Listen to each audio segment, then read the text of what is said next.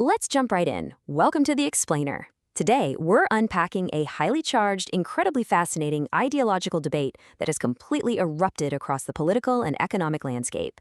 The spark for all this fiery discourse? Well, it's the very real, looming prospect of the world's absolute first trillionaire.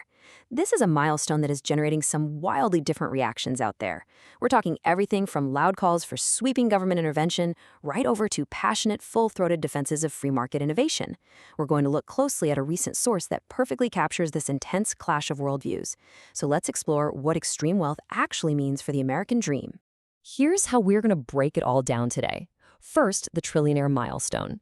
Then, we'll look at the political backlash, followed by defending atypical success. After that, we'll weigh taxation versus value creation, and finally, reframing economic opportunity. Starting off with Section 1, the trillionaire, a historic milestone. Let's look at the exact catalyst event that triggered this entire discourse. 1 trillion. Honestly, it's a number so massive, it's kind of hard to even wrap your head around it.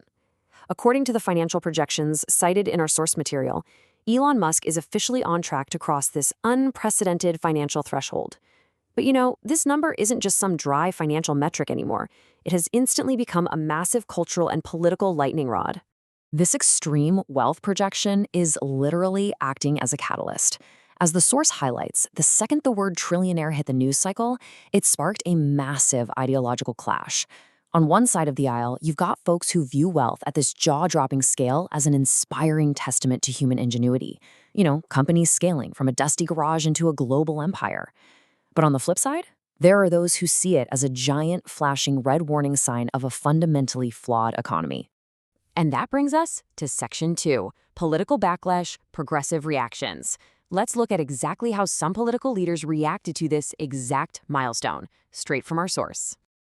Our source highlights a very direct reaction from Senator Elizabeth Warren. She stated, and I quote, "Elon just became the world's first trillionaire. The typical American household would have to work more than 11 million years to make Elon Musk level of wealth. We need a wealth tax." Think about that comparison for a second. The crucial takeaway here is understanding this progressive thesis. They are arguing that extreme wealth concentration is inherently problematic. To them, it demands immediate legislative action, specifically redistribution through a wealth tax to level the playing field. Building right on that sentiment, the source also points to Governor Gavin Newsom. He argued that while everyday Americans are out there struggling to pay for basic groceries and gas, the rich get richer and everyone else gets shafted. The system is rigged. This totally illustrates the core political critique we're looking at. Immense individual wealth isn't being viewed as a cool, isolated success story. Instead, it's seen as a glaring symptom of a systemic failure that just constantly leaves the working class behind. But the source we're examining presents a really sharp counterargument to all this backlash. So let's pivot to Section 3, atypical success, defending disruption. In direct response to politicians using the typical American household as their baseline, the source brings in a totally different perspective. The creator says, people need to stop being typical. Nobody ever succeeds doing the same thing as somebody else. Disruption is supposed to be a code word. Basically, the argument here is that astronomical success, like building a trillion-dollar enterprise, naturally comes from breaking the mold. It comes from taking immense, highly atypical risks and just doing things better than the established competition. It's a strong assertion that wealth is a byproduct of extraordinary innovation, definitely not a rigged system. And to really back up this defense, the source drops an incredibly striking data point. 4,000.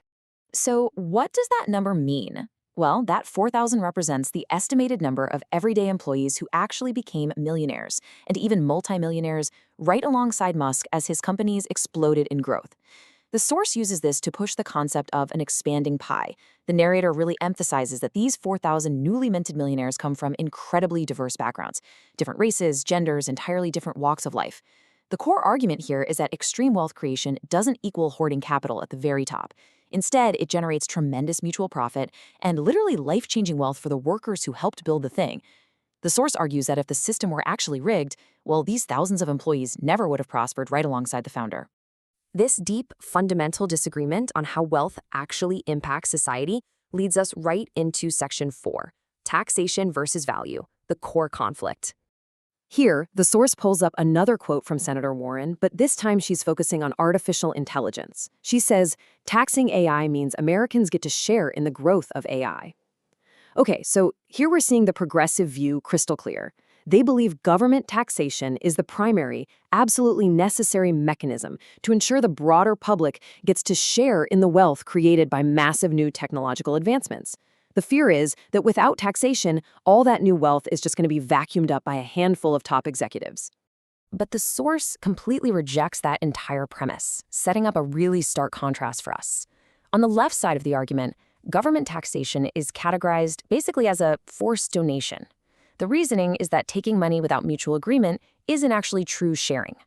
Then, on the right side, the creator heavily champions what they call fair sharing. In their view, true sharing happens voluntarily, out in the free market. It happens through mutual profit, offering employees stock options, like those 4,000 millionaires we literally just talked about, and creating incredible value together as a team. And that brings us to a super crucial definition that really underpins this creator's whole economic philosophy: value creation. The source argues so passionately that wealth is generated by figuring out how to deliver value to others, whether that means asking a company about their future projections before accepting a job, or, being willing to mop the floors in exchange for stock options at a scrappy new startup. The entire focus is on making yourself absolutely indispensable. The philosophy here is that if you focus intensely on delivering value, it naturally generates personal wealth for you, completely bypassing the need for any kind of government redistribution. Which leads us beautifully into our final section, Section 5, Economic Opportunity, Modern Wealth Building. Let's look at exactly how the source believes individual agency is still heavily thriving in today's modern economy. To prove that massive opportunity isn't just restricted to tech billionaires, the source shares a highly specific, pretty awesome anecdote. The creator talks about running into a 59-year-old former realtor who completely pivoted her entire career. So instead of relying on the traditional real estate hustle, she started a YouTube channel teaching folks over 55 how to make money making videos and acquiring clients. And the result? She is reportedly way more profitable right now than she ever was in her traditional career. This story is used to drive home the creator's argument that it is literally never too late to learn new skills, pivot your strategy, and find serious independent success. The source firmly believes that everyday Americans have totally unprecedented access to wealth-building tools right now, today, if they actually choose to participate, rather than just sitting around waiting for systemic political change. The creator lists out some super accessible opportunities, things like learning high-income skills online or buying and selling fractional stock shares. They actually cite a viewer who successfully started doing this with just 2 shares for $270. They also mention learning how to become an AI prompt engineer or starting independent digital businesses from scratch. The big argument? Sitting up in the bleachers complaining about the players on the field doesn't help you at all. You have to get down there and learn how the game is actually played. The source creator's ultimate thesis on personal prosperity is pretty much perfectly summed up in this incredibly direct, thought-provoking quote. The quickest strategy for you making more money is to show other people how you can make more money for them. It all loops right back to that idea of value. If you provide massive value to others, financial success is going to naturally follow. You don't have to aim to be a trillionaire or even a millionaire. You can aim for just a fraction of that. But the core mechanism, providing value, remains exactly the same no matter what. So we've looked at the progressive call for wealth taxes and systemic reform, and we've explored the really impassioned defense of free market innovation, value creation, and individual agency. Now, I want to leave you with one final thought to really chew on. How should society balance the drive for immense individual success with the needs of the broader economy? It's a hugely complex debate with incredibly high stakes, and honestly, as the economy continues to evolve at lightning speed, it's a question every single one of us is going to have to answer.